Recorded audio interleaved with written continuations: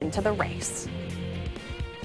Joining me now to talk everything Oscars, Steve Persall, Tampa Bay Times. Thanks for being here. Nice to see you again. Tonight's the big night. It's a big night. It's a night I've been waiting for. Actually, it's been running for about 6 months, this award season. It starts off Labor Day weekend with the Telluride Film Festival and the Toronto Film Festival right after that. That's where a lot of the contenders sort of come to the bubble.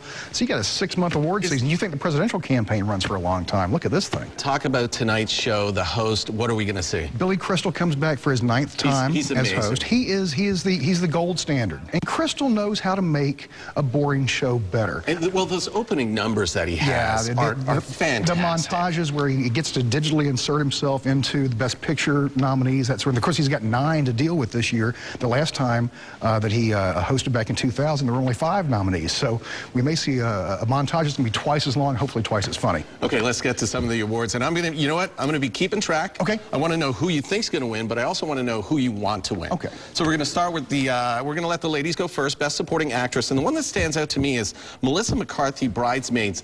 It really is hard for someone in a comedic role to win one of these. Yeah, the Academy has traditionally given short shrift to comedies.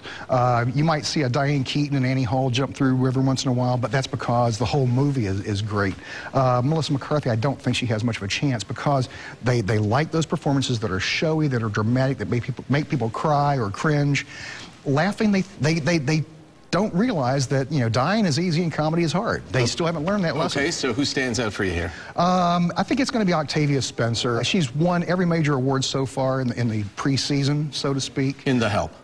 From The Help. I can't see anybody else really jumping up there and beating her. Okay, let's go to Best Supporting Actor. 2 names that stand out on me, maybe sentimental favorites. Christopher Plummer, Max von Sydow, been around for a long time, both classic actors. Long time. Do they have a chance just because of that sentimental aspect?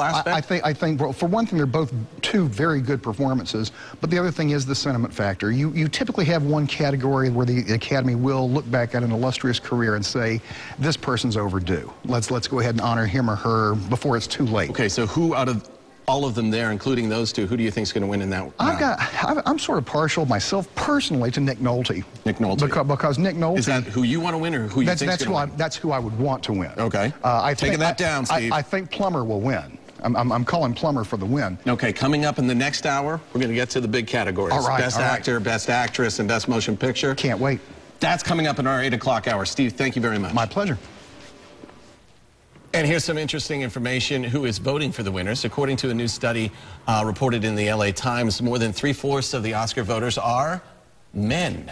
And they're also predominantly white, and 85% are older than 50. Now, the group is made up of more than 5,700 members of the Academy of Motion Pictures and Arts and Sciences. Their identity is generally kept secret. And Steve, he's going to be back with us again at the 8 o'clock hour to talk about the rest of the picks. And then he's going to be here live Monday morning at 6 a.m. to give us a wrap-up of who went home with the gold. And by the way, tonight after the Academy Awards, you can catch Wendy, Jameson, Dennis, and Serena, and also Andrew immediately after.